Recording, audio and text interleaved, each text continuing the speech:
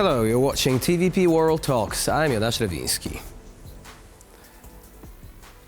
Making his comments during the CPAC conference in Budapest, Hungary's Prime Minister Viktor Orbán has given his official backing to fellow conservative Karol Nawrocki in Poland's upcoming presidential election scheduled for this Sunday. In doing so, Orbán followed in the footsteps of US Secretary of Homeland Security Kristi Noem. At the same time, Orbán remains at loggerheads with the European Union, with his defiance of the bloc bringing him ever closer to censure under Article 7. Why has this not happened after all? And does a Eurosceptic European movement championed by Orbán stand a chance of success? Joining us now is Zoltán Tarr, Deputy Chairman at the Tisza Party and MEP representing the European People's Party. Hello and welcome to TVP World. Good morning. Thank you for having me.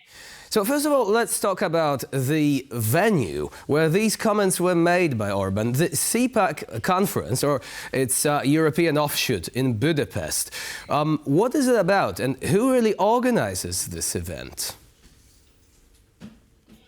Well, first of all, I have to tell you that this is not a high-profile event in Hungary, even though the government tries to spread it as something very big and something very important. Most of the people, they don't even heard about it or they don't even care about it. I also have to tell you that this event, CPAC Hungary, is much less impressive than the previous one in Poland.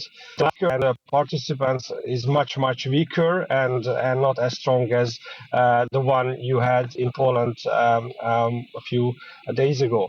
The organizers are actually and obviously organizations, so-called civil organizations, which are directly and very closely linked to Fidesz, the ruling party in Hungary, and they are organizing it first of all to have this as a show for the extreme right-wing politicians, and also, as you already mentioned, Orban is again trying to interfere with the elections now in Poland. Last time he tried in Romania, he didn't succeed.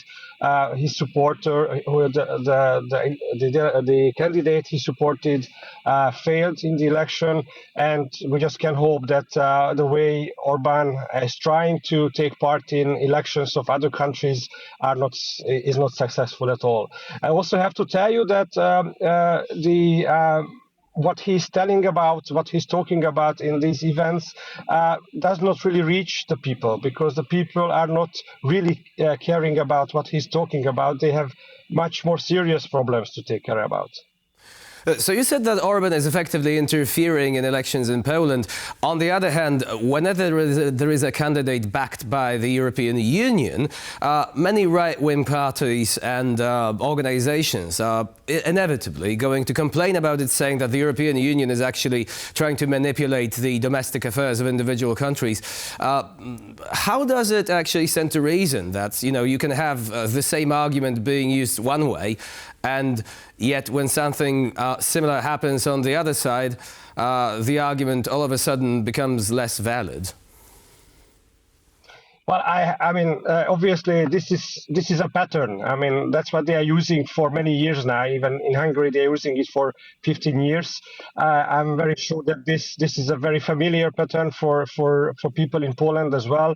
That they are talking about something which they criticize that others are doing, but they are doing not even the same, but much worse, actually. So this is something about the hypocrisy of what this government is doing. This is about the hypocrisy of this whole political movement, actually, which I also have to tell you that it's very interesting that even Orbán's own European parliamentary group, the Patriots, did not really manage to send anyone really noticeable to this CPAC Hungary event, which also shows that Orbán within his own circles is not that much respected as he claims to be.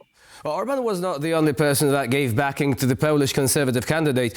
A similar backing was actually extended by Kristi Noem during the Polish leg of the CPAC conference. What do you think about this? Do you think it is likely to have any impact? And also, do you think it was made in an official capacity? by Kristi Noem as a member of the US administration, or in a private capacity as the member of the Republican movement in general? Well, as you already in my introduction you said, I'm not a scientist, I'm a politician, and I try not to step on the same path as what Orban is doing. So I cannot really tell whether that participation, that sort of speech, can be considered as a sort of intervention.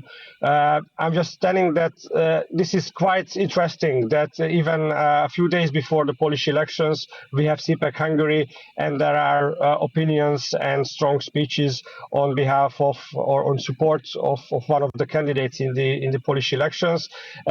I see that also as a pattern. This is organized in order to do this sort of supportive action.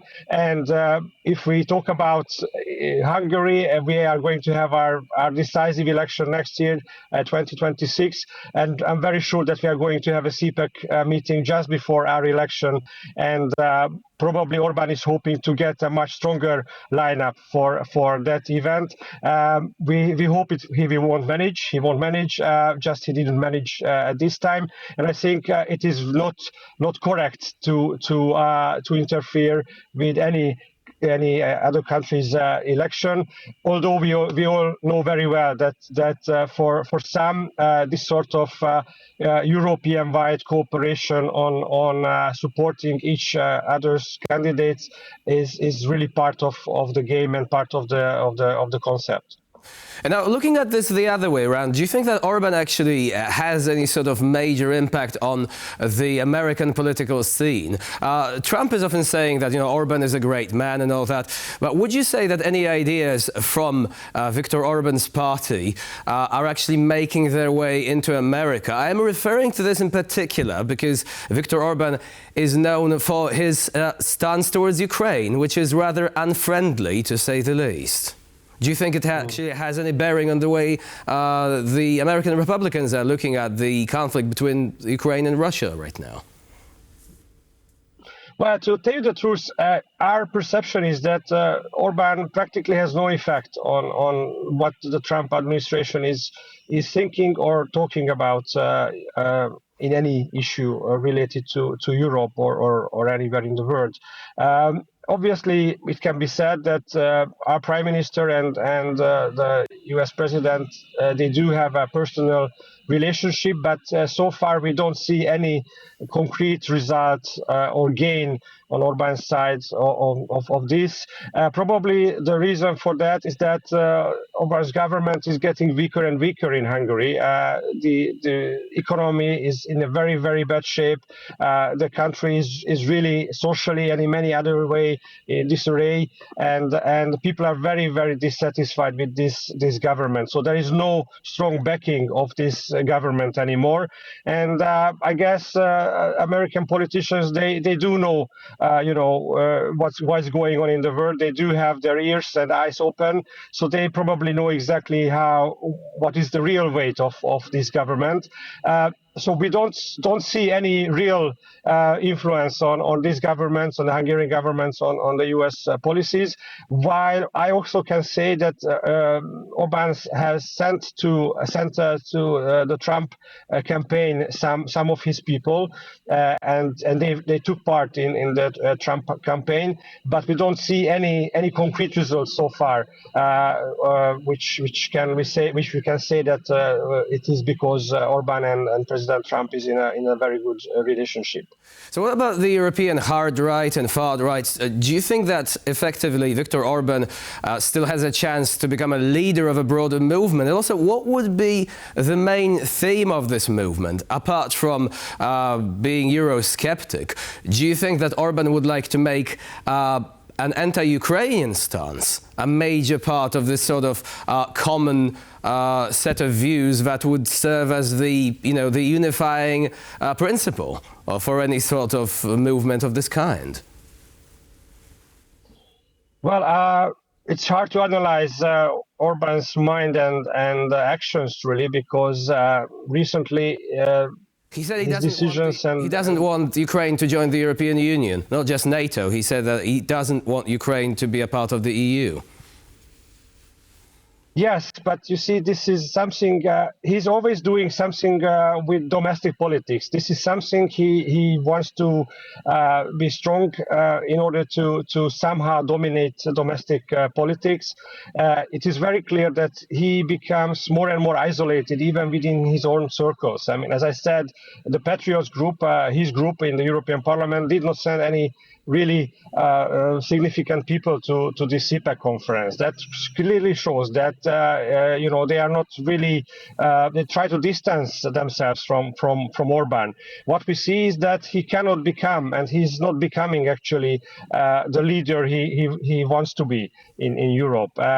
People see him as a sort of extremist, and whose views are sometimes even difficult to agree with, even in his own circles. So for us, what is visible from here is that he is becoming more isolated, and with this, unfortunately, Hungary is becoming more isolated within the European Union and the NATO as well, and that is not something we want. You are just showing some pictures of Viktor Orbán and Robert Fico. I mean, Fico is not in this political group in the European Parliament. His party is in a totally different group, and Fico is the highest ranking politician right now at CPAC Hungary. Orban is trying to build a sort of coalition of extremist politicians, but it seems that this is just not going to happen. So far, Fico is the only one who is really a strong ally of him, and we are very much looking forward to the results of the elections in Poland to see whether whose part will get stronger, and we do hope that the pro-European forces will have a new backing after the election in Poland this weekend. So one final question. Hungary under Viktor Orbán has been under threat of proceedings under Article 7, and yet when push comes to shove, there is always a lack of votes to make it happen. Why do you think some countries are still basically not willing to provide their backing to the idea of, to take Hungary to account for the instances of alleged democratic backsliding? Well, this is a very difficult and complicated topic for us as the opposition. We are also not interested in Article 7 procedure.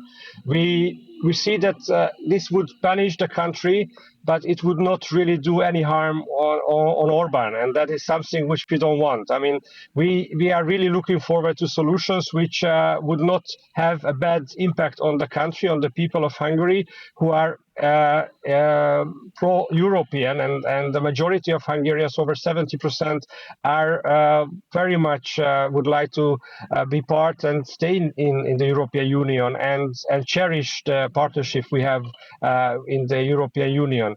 So for us, the Article 7 procedure is not something which we are looking forward to, actually. We think there should be some other solutions in order to stop Orban's crazy moves, and anything which goes against the people of Hungary, anything which would destroy or hurt the economy of Hungary further, that is not something which we are looking forward to, actually. And we would like to stop that as much as possible, understanding that there are limited ways for the European Union to act against a government which is actually going against the values and the rules of the European Union. Zoltán Tarr was our guest today here on TVP World. Thank you very much for joining us and for sharing your insight. Thank you. And I'm Jonasz Rewiński. You're watching TVP World. Please stay with us for more latest news and updates.